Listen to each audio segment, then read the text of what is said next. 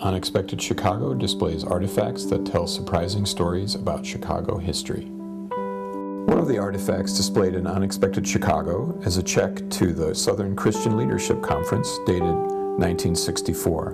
But what's the greater story behind this check, and how does it get us to Soldier Field? On a sunny Sunday afternoon here on June 21st, 1964, Dr. Martin Luther King Jr. gave his speech at the I Have a Dream Civil Rights Rally on the north end of Soldier Field.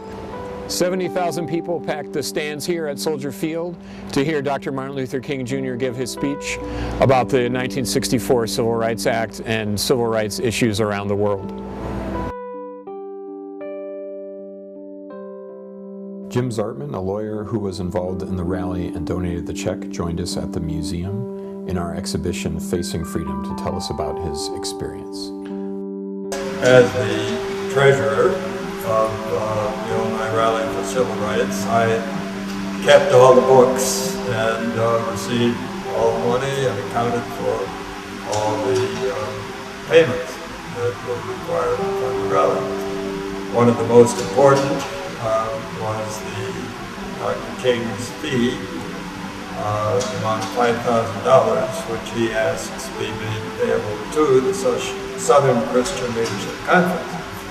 And I had the checkbook, and I was the one authorized to sign, co-sign for the rally. And it was the first time that so many like-minded forces of goodwill